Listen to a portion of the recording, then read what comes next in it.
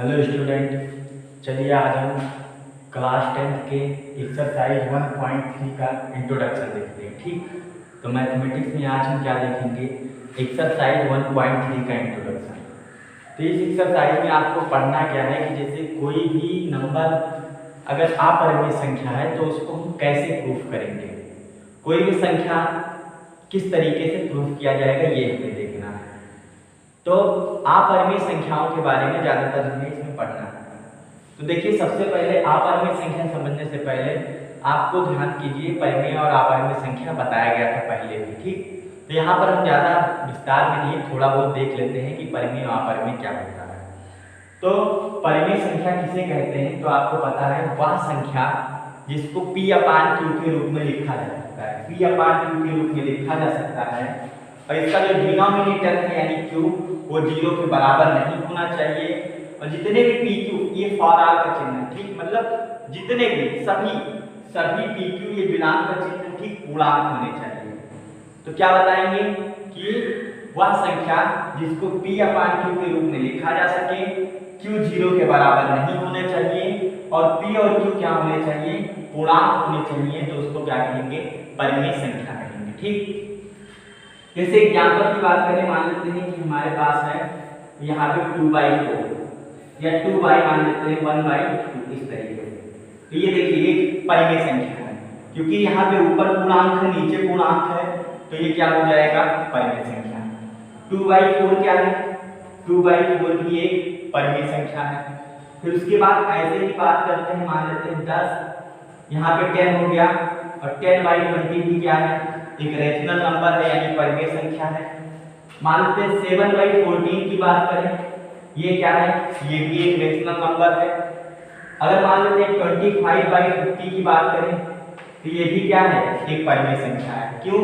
ऊपर पूर्णांक, नीचे पूर्णांक, ये भी पूर्णांक, ये भी पूर्णांक। अब पूर्णांक बता दिया गया था कि आपको क्या होता है। तो क्या देखिए, क्या ये सभी इक्वल होंगे आपस में? क्या ये सभी आपस में इक्वल होंगे? तो आंसर है हाँ। तो ये आप कह रहे हैं जब सभी इक्वल हैं तो सभी परिमेय संख्याएं हैं। तो यहाँ पे देखिए, परिमेय संख्या कहने का मतलब ये है कि जैसे 25/15 ऐसे क्या है? एक ही संख्या को, एक ही परिमेय संख्या को अनंत संख्याओं के रूप में ऐसे लिखा जा सकता है। तब कौन सी वैल्यू हम बताएंगे? ठीक, तो होता क्या है कि अगर आपको परिमेय संख्या बताना है तो किसी फिक्स नंबर को, तो उसका सिंपलेस्ट फॉर्म लेते हैं। सिंपलेस्ट फॉर्म कहने का मतलब कि जैसे 25/15 है, तो दोनों में क्या चीज कॉमन है? हम इसको 50 को 25 × 2 लिख सकते हैं, तो ऊपर नीचे 25 कट जाएगा, 1/2 आएगा। तो इसका सरलतम रूप हम लिखते हैं। ठीक, यहाँ से 1/2, फिर इसका भी 1/2, फिर इसका भी 1/2। ये सभी इक्विवेलेंट, ठीक, इक्विवेलेंट परिमेय संख्याएं कहलाती हैं। ये सभी समतुल्य क्या है? परिमेय संख्याएं कहलाती हैं। ठीक, तो अगर रेशनल नंबर की बात की जाएगी तो रेशनल नंबर इस चैप्टर में आपको ध्यान क्या रखना है कि जैसे मान लेते हैं P और Q ऐसे होने चाहिए कि P और Q हमें ऐसे लेने हैं कि ये को प्राइम नंबर होना चाहिए। ठीक, P और Q जो हमें लेने हैं को प्राइम नंबर लेने हैं। ठीक, को प्राइम नंबर, को प्राइम नंबर मतलब बताया गया था कोई भी दो संख्याएं जिनका HCF यानी महत्तम समापवर्तक 1 के बराबर हो, उसे हम क्या कहते हैं? को प्राइम नंबर कहते हैं। ठीक, तो यहाँ पर P और Q ऐसे होने चाहिए कि उनमें कुछ ना मिले। बताइए 1 और 2 में कुछ मिलेगा? 1 और 2 में कुछ नहीं मिलेगा। तो इसका मतलब क्या है? 1 और 2 का HCF 1।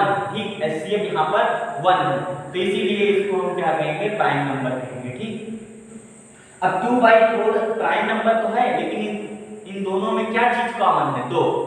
ठीक, तो यहाँ पे हम इसका सरलतम सिंपलेस्ट फॉर्म लेंगे, मतलब इसको काटने पे जो हमें मिलेगा उसको हम कहेंगे कि ये रेशनल नंबर है, परिमेय संख्या है। ठीक, तो ये आप समझ पाए होंगे कि परिमेय संख्या का सिंपलेस्ट फॉर्म कैसे होता है। जैसे 10/20 है तो इसका सिंपलेस्ट फॉर्म हम बताएंगे कितना? 1/2। ठीक, या देखिए मान लेते हैं इस तरीके से है 6/46, इस तरीके से। तो ये रेशनल नंबर अगर आपको कहना है तो आप इस तरीके से यहाँ पर नहीं कहेंगे। ठीक, इसको आप थोड़ा बहुत जो कैंसिल हो रहा है कैंसिल कर दीजिए। तो अब ये दोनों अब आगे ये नहीं कर सकते, तो ये क्या है? सिंपलेस्ट फॉर्म है। ठीक, तो यहाँ पे 3/23 इसको हम कहेंगे क्या है, रेशनल नंबर। क्यों रेशनल नंबर है कहेंगे, क्योंकि इनका एचसीएफ क्या होगा, 1 के बराबर आ जाएगा। अगर इनका महत्तम समापवर्तक निकाला जाए 3 और 23 का तो 1 के बराबर आ जाएगा। तो यहाँ पे आपको ध्यान क्या रखना है कि पी और क्यू हमें ऐसे ही दो नंबर लेने पड़ेंगे, ठीक। तो आप समझ गए होंगे कि परिमेय संख्या क्या होगा, वह संख्या जिसको P/Q के रूप में लिखा जा सके, Q नॉट इक्वल टू 0, जितने भी PQ होने चाहिए वो सभी पूर्णांक होने चाहिए। और यहाँ पर एक चीज खासियत क्या है कि P/Q जो होना चाहिए वो सिंपलेस्ट फॉर्म होना चाहिए, सरलतम रूप होना चाहिए, ताकि P और Q का अगर हम महत्तम समापवर्तक लें तो 1 के बराबर आ जाना चाहिए, ठीक, 1 के बराबर। और भी आपको बताया गया था कि जैसे परिमेय क्लासिफिकेशन ऑफ नंबर्स में, ठीक, कि परिमेय संख्या और अपरिमेय संख्या को किस तरीके से पहचानते हैं। अब हम बात करते हैं इरेशनल नंबर क्या होगा, ठीक। Irrational number, irrational number, irrational number का मतलब अपरिमेय संख्या। अब देखिए अपरिमेय संख्या क्या होगा कि वह संख्या जिसको P/Q के रूप में ना लिखा जा सके, ठीक, यानी जिस संख्या को P/Q के रूप में ना लिखा जा सके उसको हम क्या कहते हैं, अपरिमेय संख्या कहते हैं, ठीक। जैसे अगर हम बात करें कि जैसे अगर हम देखें यहाँ पे तो जैसे स्क्वायर रूट के अंदर 2 है, ये एक इरेशनल नंबर है, इसको हम देखिए ऊपर पूर्णांक नहीं है, ठीक, तो यहाँ पे एक इरेशनल नंबर यानी अपरिमेय संख्या है, इसको हम P/Q के रूप में नहीं लिख सकते। फिर उसके बाद बात करते हैं जैसे स्क्वायर रूट के अंदर 3 हो गया, स्क्वायर रूट के अंदर मान लेते हैं अगर 4 लिखा है तो ये परिमेय संख्या हो जाएगा, ठीक, क्योंकि √4 का वर्गमूल कितना होगा, स्क्वायर रूट 4 की वैल्यू होगी 2, और 2 को तो P/Q के रूप में लिखा जा सकता है, तो स्क्वायर रूट के अंदर 4 नहीं लेंगे, ठीक। तो यहाँ पर क्या होगा 5, ठीक, 5। फिर उसके बाद क्या हो जाएगा 6 हो जाएगा, ठीक, 6। फिर उसके बाद स्क्वायर रूट के अंदर 7, स्क्वायर रूट के अंदर 8, फिर उसके बाद में स्क्वायर रूट के अंदर 9 अगर लेंगे तो 9 का स्क्वायर रूट कितना होगा 3, तो वो रेशनल नंबर हो जाएगा, परिमेय संख्या, इसीलिए स्क्वायर रूट के अंदर 10। ये सभी क्या होंगे, ये सभी इरेशनल नंबर के अंतर्गत आ जाएंगे, ठीक, यानी अपरिमेय संख्या के अंतर्गत आ जाएंगे। अब जैसे आपको बहुत सी चीज पता है, कॉमन चीज, कि जैसे एक अपरिमेय संख्या के एक एग्जांपल पाई, ठीक, आपको बताया गया था कि 22/7 जो है वो परिमेय है, जबकि पाई एक अपरिमेय है। क्यों, क्योंकि आपको बताया गया था जब 7 से 22 में भाग देंगे तो 6-7 डिजिट बाद यानी अंक बाद जो है रिपीटेशन चालू हो जाता है, जबकि पाई का मान का रिपीटेशन नहीं होता है, ठीक, पाई का मान क्या है, चलता जाता है, दशमलव के बाद इसकी अंकों की संख्या लगातार बढ़ती रहती है, कभी समाप्त नहीं होता है, ठीक। तो ये चीज आपको ध्यान रखना है। तो पाई एक अपरिमेय है, जबकि 22/7 क्या है, परिमेय है।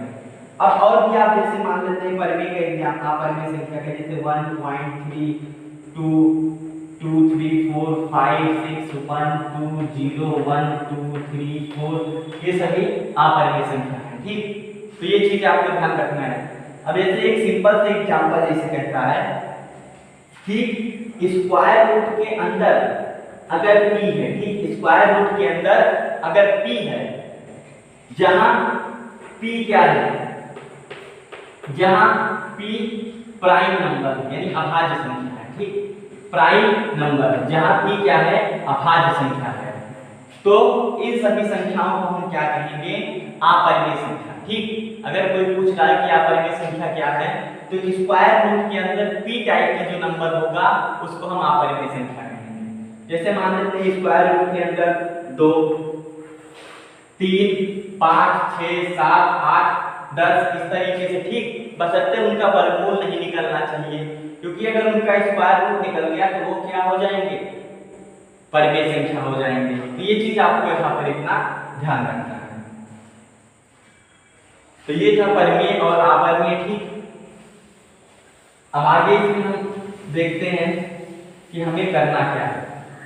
तो देखिए जैसे अगर मान लेते हैं 2 रेशनल नंबर, ठीक, अब थोड़ा बहुत हम जोड़ और घटाने की बात कर लेते हैं।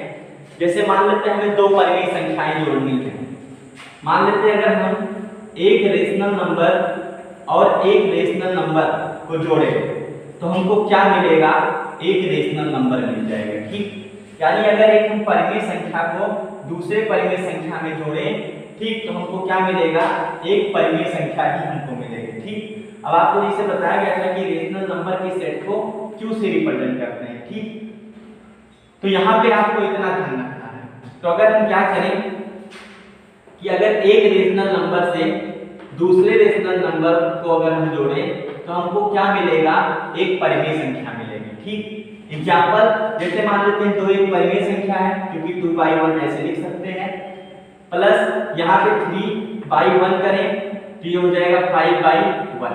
ठीक, तो यानी 2 परिमेय संख्याओं को जोड़ने पे एक परिमेय संख्या मिलेगी, 2 परिमेय संख्याओं को घटाया जाएगा तो एक परिमेय संख्या मिलेगी। ठीक, अब जैसे देखिए मान लेते हैं एक संख्या 2 है और एक संख्या √3 है।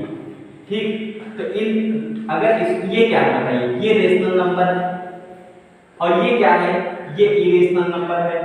और इसको अगर हम जोड़ देंगे तो एक नया नंबर हमको मिलेगा 2 + √3 और ये पूरा का पूरा क्या हो जाएगा, ये पूरा का पूरा इरेशनल हो जाएगा। ठीक, अपरिमेय हो जाएगा। देखिए पूरा यहाँ पे एक टर्म है तो इसमें √3 होने की वजह से ये क्या हो गया, इरेशनल नंबर हो गया, अपरिमेय संख्या हो गया।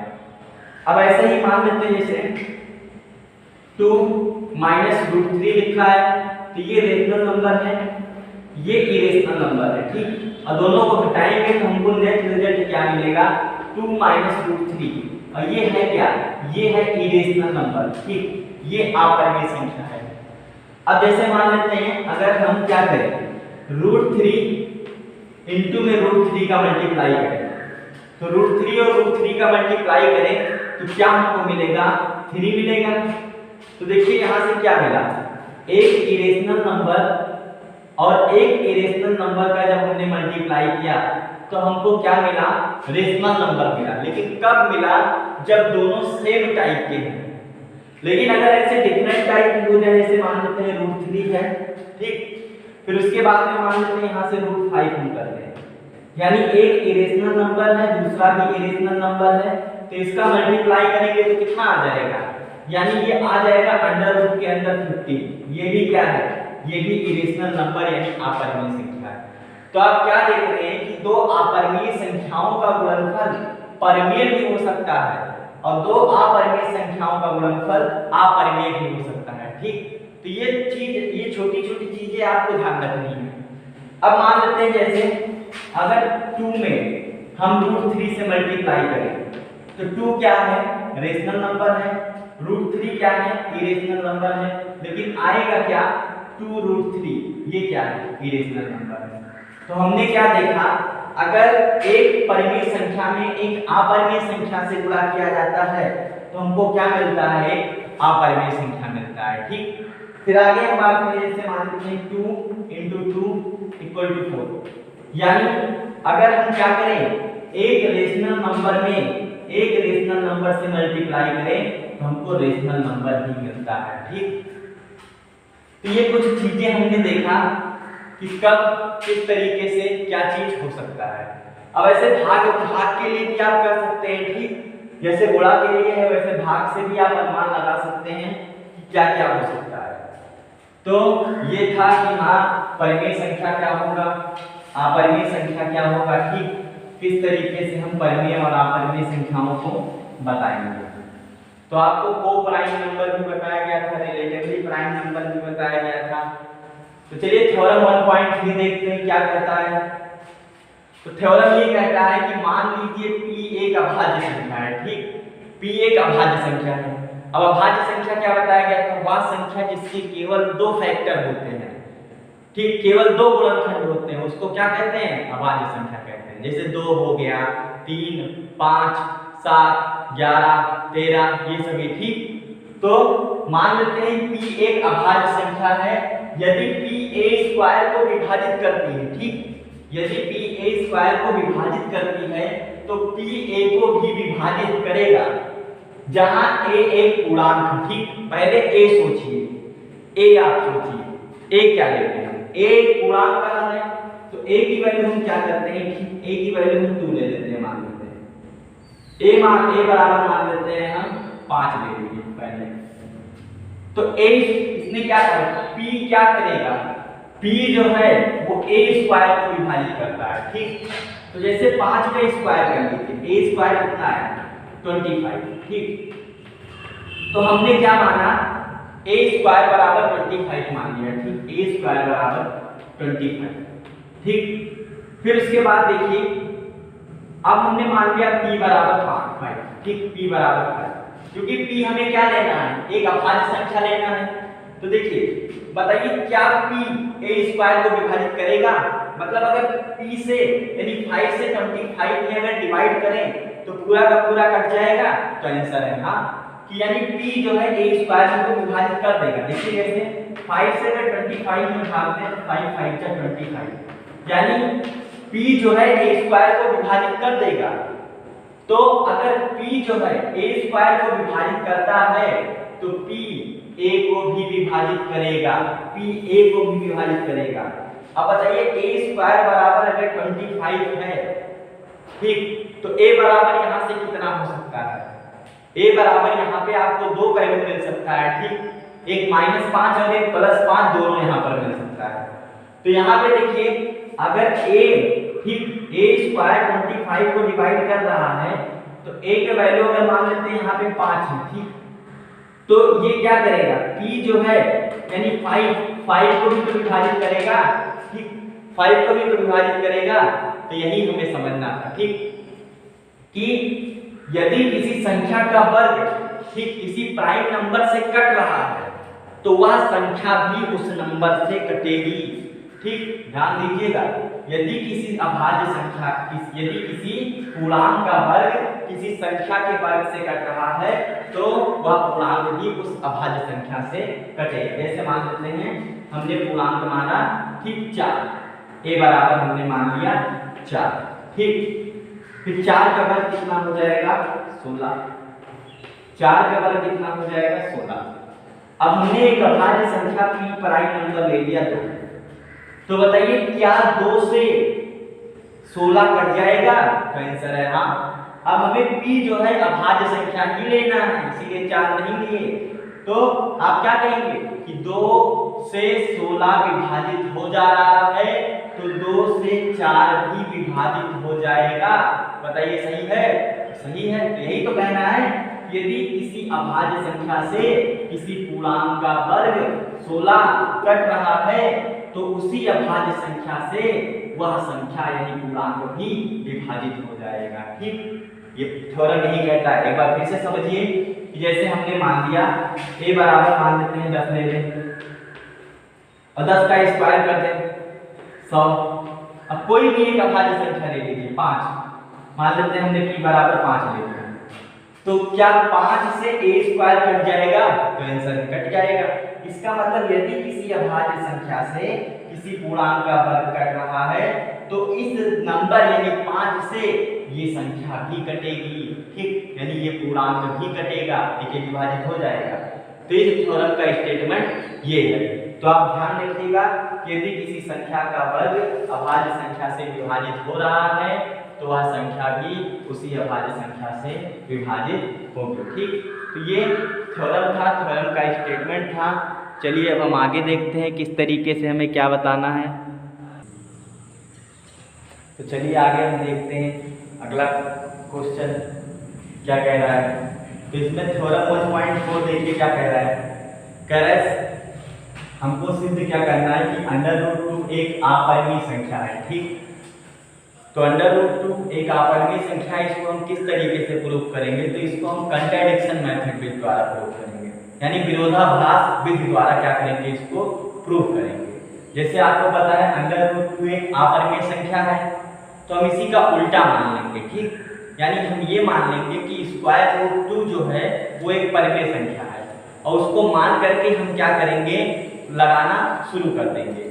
फिर अंतिम में हम क्वेश्चन में क्या है, कुछ गड़बड़ी आएगी जिससे हमें पता चल जाएगा कि जो हमने माना था कि √2 एक परिमेय संख्या है उसका विरोध प्रकट होगा।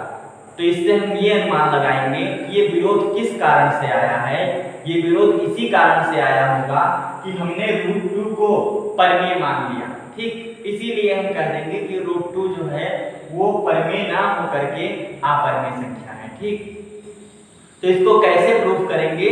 मेथड ऑफ कंट्राडिक्शन यानी विरोधाभास विधि द्वारा। इसका उल्टा मान लेंगे। अपरमेय सिद्ध करना है तो परमेय मान लेंगे। ठीक, तो चलिए अभी हम स्टेप टू स्टेप देखते हैं। तो हम मान लेते हैं सॉल्यूशन में पहली लाइन आपको क्या लिखना है सॉल्यूशन में कि माना let √2 be a rational number. ठीक, हमने क्या मान लिया कि √2 जो है वो एक परमेय संख्या है। अब आप बताइए परमेय संख्या किसे कहते हैं? वह संख्या जिसे P/Q के फॉर्म में लिखा जा सके उसको हम परमेय संख्या कहते हैं। तो अगर √2 एक परमेय संख्या है तो उसको P/Q के रूप में लिख सकते हैं। ठीक, तो √2 बराबर हम क्या लिख सकते हैं? P/Q के फॉर्म में लिख सकते हैं और इसके नीचे तो हम एक मान सकते हैं। ठीक, आगे देखिए। अब यहाँ पे आपको बताया गया था कि जैसे परमेय संख्या में P/Q का मतलब क्या होना चाहिए? सिंपलेस्ट फॉर्म होना चाहिए। जैसे 25/50 लिखा हुआ है तो ये परमेय संख्या तो है लेकिन ये सिंपलेस्ट फॉर्म नहीं है। सिंपलेस्ट फॉर्म होने का मतलब कि जब हम P और Q का HCF निकाले तो 1 के बराबर आना चाहिए, उनका महत्तम समापवर्तक 1 के बराबर होना चाहिए।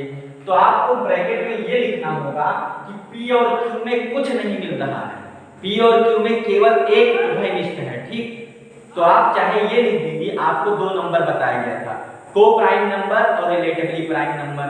तो आप चाहे इसमें को प्राइम नंबर लिख दीजिए चाहे रिलेटिवली प्राइम नंबर लिख दीजिए। ठीक, तो यहाँ पे आपको ये लिखना पड़ेगा कि P एंड Q आर को प्राइम नंबर, मतलब सह अभाज्य संख्याएं हैं। इसका मतलब कि ये सिंपलेस्ट फॉर्म है। ठीक, इसमें एक के अलावा कुछ कॉमन नहीं है। ठीक, यानी इनका HCF 1 के बराबर है। तो चलिए आगे बढ़ते हैं। अब क्या करिए, इसका यहाँ पर आप गुणा कर दीजिए। ठीक, तो P बराबर कितना हो जाएगा? √2 इंटू में Q।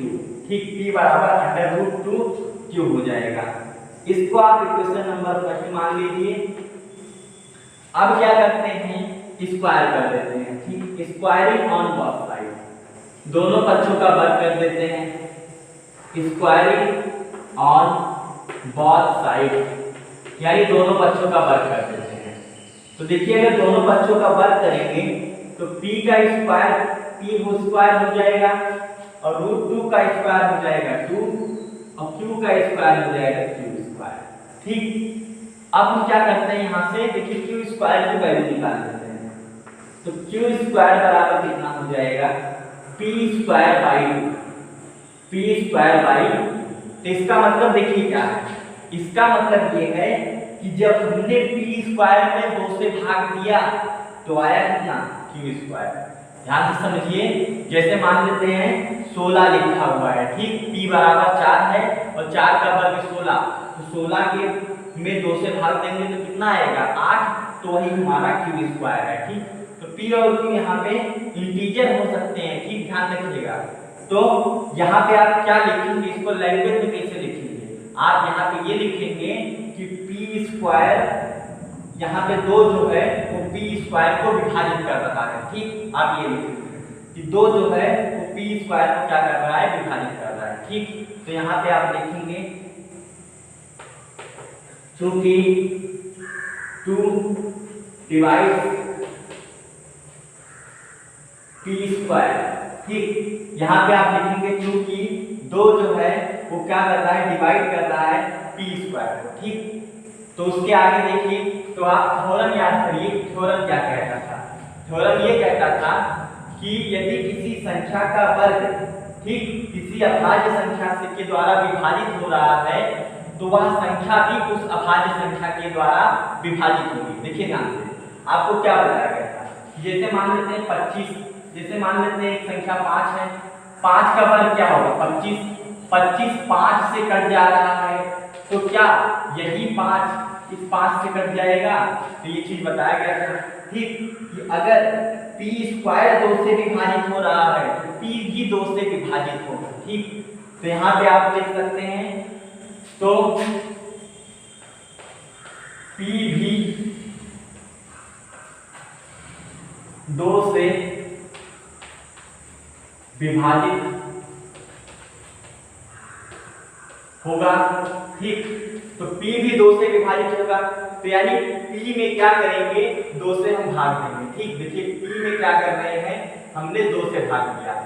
अब बताइए क्या आपको पता है कि इसमें p क्या है, कौन सा प्राइम नंबर आप कौन सी अभाज्य संख्या लिए हैं। तो इसमें p नहीं पता है ठीक। तो हम ये मान लेंगे कि जब हम p में 2 से भाग दे रहे हैं तो हमको c मिल रहा है क्योंकि उस c का ना तो हमें p पता है तो इसीलिए हम एक ऐसा नंबर मानेंगे जो हमें नहीं पता रहेगा। तो हमने ये माना कि जब हमने p में 2 से भाग दिया तो हमको c मिला।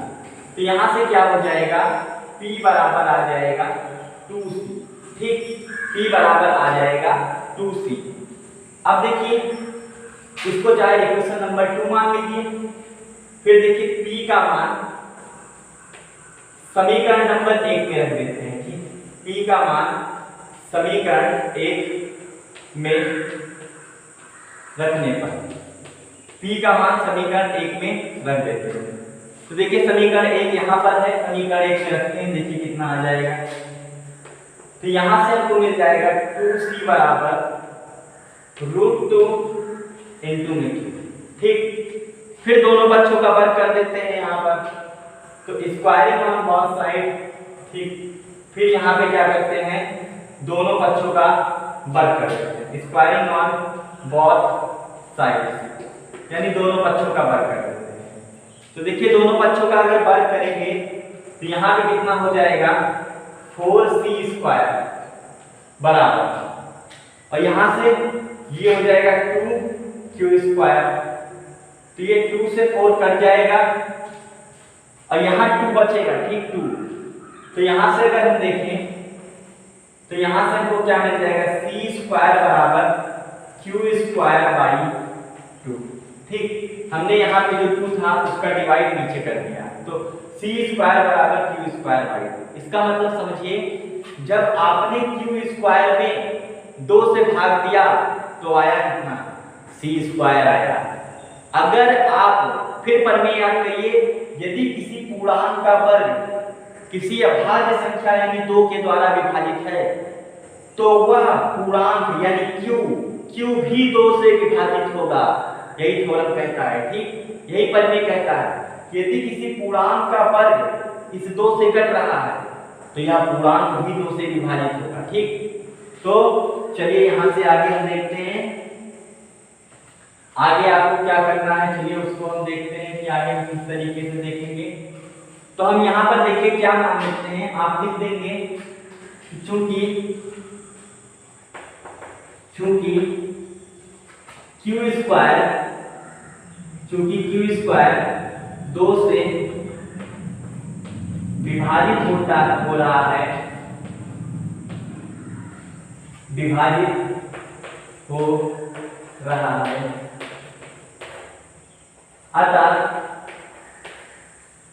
अतः 2 जो है 2 q को भी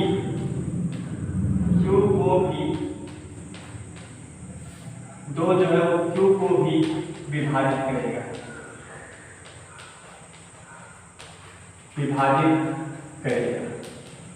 तो देखिए तो जब हम क्या करेंगे q में 2 से भाग देंगे तो क्या आएगा कुछ बताइए कुछ नया नंबर आएगा। जब हम q में 2 से भाग देंगे तो हमें क्या मिलेगा एक नया नंबर मिलेगा। तो हम क्या लिखेंगे q/2 इक्वल टू कितना एक नया नंबर हम मान लेते हैं d। तो q बराबर कितना आ गया 2d ठीक। q बराबर कितना आ गया 2d ठीक। अब देखिए इसको इक्वेशन नंबर चाहे आप 3rd मान लीजिए। अब देखिए इस इक्वेशन 3rd और इक्वेशन 2nd से देखिए क्या निष्कर्ष निकल रहा है। बताइए p बराबर कितना है p बराबर 2d है और P बराबर 2C है यहाँ पर और Q बराबर कितना है 2D है। मतलब P और Q में क्या चीज कॉमन है, क्या चीज मिल रहा है बताइए। तो 2 मिल रहा है। और जबकि आपने P और Q में यहाँ पे क्या माना है, यहाँ पे आपने माना है P और Q को प्राइम नंबर है, इनका HCF 1 है, यानी इसमें केवल 1 मिल रहा है। ठीक, इसमें केवल 1 मिल रहा है और 1 के अतिरिक्त कुछ नहीं मिल रहा है। तो लेकिन यहाँ पे Q देखिए, Q और P को देखने से क्या निष्कर्ष निकल रहा है कि दोनों में 2 जो है वो कॉमन है। ठीक, यानी दोनों का एक फैक्टर जो है वो 2 है। ठीक, तो ये 2 कहाँ से आया, ये 2 इसीलिए आया क्योंकि हमने ये मान लिया था कि P और Q क्या है, को प्राइम नंबर है, यानी इसमें एक के अतिरिक्त कुछ नहीं मिल रहा है। तो ये हमारा क्या है, विरोध प्रकट हो रहा है। तो इसीलिए हम क्या करेंगे कि √2 जो है वो एक अपरिमेय संख्या है। ठीक, इस तरीके से। तो एक बार फिर से समझिए कि इसको कैसे प्रूफ करना है। सबसे पहला आप क्या करेंगे, विरोधाभास विधि से इसको प्रूफ करेंगे। ठीक, तो विरोधाभास विधि से प्रूफ करने के लिए आप क्या करेंगे, इसी का उल्टा मान लीजिए। तो अगर कहा है कि √2 एक अपरिमेय संख्या है, तो आप मान लीजिए कि √2 एक परिमेय संख्या है, मान लिया गया। तो अगर √2 एक परिमेय संख्या है तो उसको P/2 के रूप में लिखा जा सकता है, लिख दिया गया। बस P और Q इसमें क्या है, P और Q इसमें सिंपलेस्ट फॉर्म है। सिंपलेस्ट फॉर्म का मतलब कि P और Q का महत्तम समापवर्तक 1 के बराबर होना चाहिए। इसमें 1 के अलावा और कोई भी चीज कॉमन नहीं है। ठीक, हम ये मान करके प्रूफ कर रहे हैं। तो चलिए तिरछा गुणा हमने कर लिया, तो P बराबर √2 × Q हो गया। फिर हमने क्या किया, दोनों पक्षों का वर्ग कर दिया, तो P² बराबर 2Q² यहाँ पर मिल गया। अब हमारा मेन उद्देश्य क्या है इसमें, एक बार हम ये दिखा देंगे कि P 2 से कट रहा है, फिर दोबारा हम दिखा देंगे Q 2 से कट रहा है। तो अगर दोनों 2 से कट रहे हैं, इसका मतलब दोनों में 2 कॉमन है। और जबकि हमने क्या माना था, हमने ये माना था कि दोनों में 1 है, 1 के अलावा कुछ नहीं मिल रहा है। इसका मतलब क्या है, विरोध प्रकट हुआ, क्योंकि हमने माना था कि एक ही केवल उभयनिष्ठ है और यहाँ पे हमको 2 मिल रहा है। ठीक, तो हमारा मेन उद्देश्य यही रहेगा। एक बार हम दिखाएंगे कि P 2 से कट रहा है, एक बार दिखाएंगे Q 2 से कट रहा है। तो देखिए Q² बराबर आ गया P²/2। फिर आप याद करिए, अगर किसी संख्या का वर्ग किसी अभाज्य संख्या के द्वारा कट रहा है तो ये संख्या यानी P भी 2 से विभाजित होगी। तो यहाँ पे P जब 2 से विभाजित होगी तो कुछ ना कुछ तो मिलेगा, उसको हमने मान लिया C मिला। तो P बराबर कितना आ गया, 2C आ गया। ठीक, अब हमने यहाँ तक क्या दिखा दिया, हमने ये दिखा दिया एक बार कि P जो है वो 2 से विभाजित हो रहा है। अब हम Q को दिखाना चाहते हैं 2 से विभाजित हो रहा है, तो P बराबर 2C इसी समीकरण नंबर 1 में रख दीजिए। तो जब आप रखेंगे तो 2C बराबर हो जाएगा √2 × Q। ठीक, फिर दोनों पक्षों का फिर वर्ग कर दीजिए, तो 4C² बराबर 2Q² हो जाएगा, 2 से 2 कट जाएगा।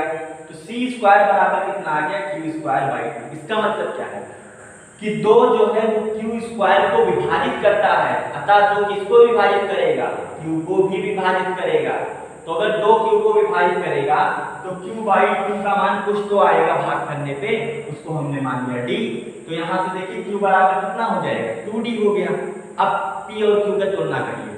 जब हमने P और Q को यहाँ पे देखा तो इसमें 1 के अतिरिक्त कुछ नहीं मिल रहा है, लेकिन जब यहाँ P और Q को देखा गया तो इसका दो कॉमन मिल रहा है, इसमें एक फैक्टर 2 मिल रहा है। ठीक, इसका मतलब क्या है, जो हमने माना था कि P और Q में कुछ नहीं मिल रहा है, यहाँ पर उसका विरोध उत्पन्न हो रहा है। ये विरोध किस लिए आया, क्योंकि हमने √2 एक अपरिमेय संख्या थी और उसको परिमेय संख्या मान लिया, इसीलिए यह विरोध आया। तो आप नीचे लिख दीजिएगा कि यहाँ P और Q में एक फैक्टर 2 है जो दोनों में उभयनिष्ठ है। ठीक, तो जो हमने माना है यहाँ पे उसका विरोध उत्पन्न हो रहा है। ठीक, तो यहाँ पे आप लिख देंगे हेंस अतः it is contradiction. It is contradiction मतलब यह क्या है, विरोध है, contradiction of our assumption. Of our assumption मतलब जो हमने माना है यहाँ पर उसका विरोध उत्पन्न हो रहा है। और जब विरोध उत्पन्न हो रहा है तो इसका मतलब क्या, ठीक, इसका मतलब कि आप कह सकते हैं therefore √2 यानी इच एन इरेशनल नंबर, ठीक। यानी √2 क्या है, एक अपरिमेय संख्या है, ठीक। √2 इच एन इरेशनल नंबर, ठीक। यानी √2 जो है एक अपरिमेय संख्या है, ठीक। चलिए एक एग्जाम्पल इसी पे और देखते हैं, अभी आप समझ जाएंगे कि किस तरीके से इस टाइप के क्वेश्चन को करना है।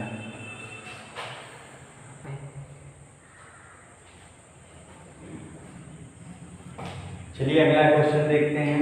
हमें क्या करना है, सिद्ध करना है √3 एक अपरिमेय संख्या है, ठीक।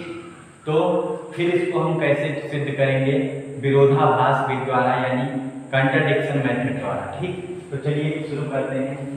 तो यहाँ पे मान लेते हैं, इसी का उल्टा मान लेंगे, माना √3 एक परिमेय संख्या है, ठीक। इसी का उल्टा हम मान लेंगे कि √3 एक परिमेय संख्या है, ठीक।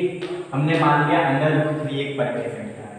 तो अगर ये परिमेय संख्या है तो इसको किस रूप में लिख सकते हैं, P/Q के रूप में लिख सकते हैं। तो √3 बराबर हो जाएगा P/Q, ठीक। और यहाँ P और Q का HCF कितना होना चाहिए, 1 होना चाहिए। तो आप लिख सकते हैं कि P एंड Q आर को प्राइम नंबर, मतलब सह अभाज्य संख्याएं हैं, ठीक। को प्राइम नंबर का मतलब ऐसी दो संख्याएं जिनका HCF यानी महत्तम समापवर्तक 1 के बराबर होता है, ठीक। ये इतना हो गया। चलिए दीक्षा गुणा करते हैं। तो P बराबर कितना हो जाएगा, √3 × Q, ठीक। ये हो गया। इसको इक्वेशन क्या करेंगे, फर्स्ट मान लेंगे, ठीक। अब यहाँ पे पहले समझ लीजिए, हमने P और Q में क्या माना है कि केवल एक ही कॉमन है, इनका HCF 1 होने का मतलब कि एक के अलावा कुछ नहीं मिल रहा है। जैसे 3/23, बताइए इसमें कुछ मिल रहा है, कोई फैक्टर कॉमन है नहीं। तो ये इस तरीके के है, ठीक। फिर यहाँ पे P बराबर √3 × Q हो गया। तो हम क्या दिखाएंगे, देखिए एक बार हम ये दिखा देंगे कि P जो है वो 3 से विभाजित हो रहा है, एक बार हम दिखा देंगे Q 3 से विभाजित हो रहा है। तो P और Q दोनों 3 से विभाजित हो रहे हैं, इसका मतलब दोनों में एक फैक्टर 3 है, तो ये विरोध उत्पन्न हो जाएगा। चलिए देखते हैं। स्क्वायरिंग ऑन बोथ साइड यानी दोनों पक्षों का वर्ग कर देते हैं, ठीक। स्क्वायरिंग ऑन बोथ साइड्स यानी दोनों पक्षों का वर्ग कर देते हैं। तो क्या हो जाएगा, P² बराबर 3Q², ठीक। तो चलिए 3 से भाग करते हैं। तो 3 से भाग करेंगे तो कितना हो जाएगा, Q² बराबर P²/3, ठीक। तो यहाँ पे देखिए क्या है, इसका मतलब ये है कि जब हमने P² में 3 से भाग दिया तो Q² आया। इसका मतलब 3 जो है वो P² को विभाजित करता है, ठीक। तो आप लिख सकते हैं चूंकि 3 P² को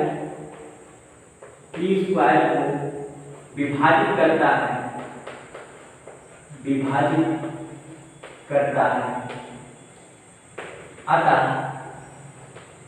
अतः 3 जो है वो P को भी विभाजित करेगा, P को भी विभाजित करेगा। याद करिए, यदि किसी संख्या का वर्ग किसी अभाज्य संख्या से विभाजित हो रहा है तो वो संख्या भी उसी अभाज्य संख्या से विभाजित हो जाएगी। तो बताओ, जब 3 P को विभाजित कर रहा है, इसका मतलब क्या, कि इसका मतलब ये कि जब हम P में 3 से भाग देंगे तभी तो विभाजित होगा ना, और उसके बाद कुछ आएगा। तो हमने मान लिया कि C आएगा एक नंबर, ठीक। और C एक इंटीजर है, पूर्णांक है। तो P बराबर कितना हो जाएगा, 3C। P बराबर कितना हो जाएगा, 3C। इसको इक्वेशन नंबर 2 मान लेते हैं। P का मान समीकरण 1 में रख देते हैं, ठीक। P का मान समीकरण 1 में रखेंगे। P का मान समीकरण 1 में रखने पर, तो देखिए P का मान समीकरण 1 में रखते हैं तो देखिए कितना हो जाएगा, 3C = √3Q। ये फिर हम क्या करेंगे, फिर हम स्क्वायर करेंगे यहाँ पे, तो स्क्वायरिंग ऑन बोथ साइड,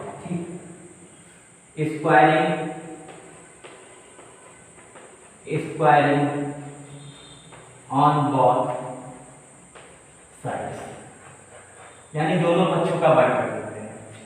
तो देखिए कितना हो जाएगा, ये हो जाएगा 9c², √3 का वर्ग करेंगे तो 3 हो जाएगा, 3q², तो 3 से कट जाएगा, ठीक।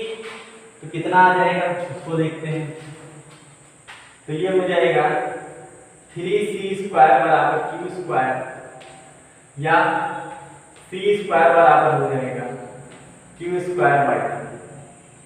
अब यहाँ पे आप क्या बताएंगे कि जब हमने q² में 3 से भाग दिया तो c² आया, इसका मतलब 3q² को विभाजित कर रहा है, तो 3q को भी विभाजित करेगा, ठीक। तो आप लिखेंगे क्योंकि 3q² को विभाजित करता है, अतः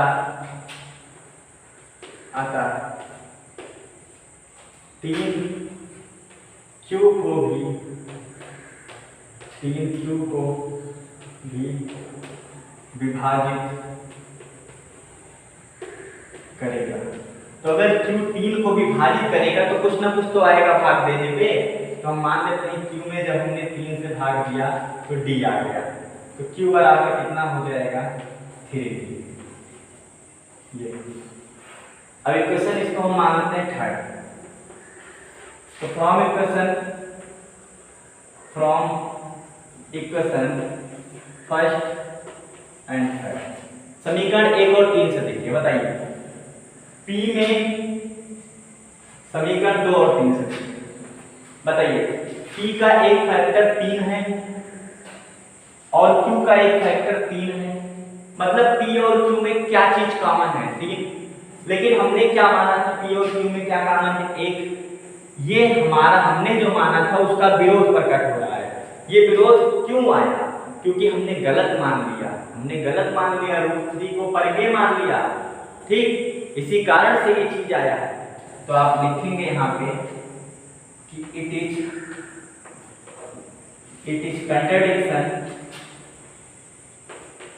is contradiction of our assumption, मतलब जो हमने माना था यहाँ पर उसका विरोध हो रहा है। हमने माना था दोनों में एक फैक्टर है, एक कॉमन है, लेकिन यहाँ पे 3 कॉमन मिल रहा है, हेंस अतः √3 इज एन इरेशनल नंबर, यानी √3 एक अपरिमेय संख्या है, ठीक। ये तो जिसको परिमेय या अपरिमेय के बारे में ज्यादा जानकारी लेनी होगी वो पहला वीडियो में पहला पार्ट देखेंगे। चलिए इसी के साथ आप कल मिलेंगे, तो बाय बाय, टेक केयर।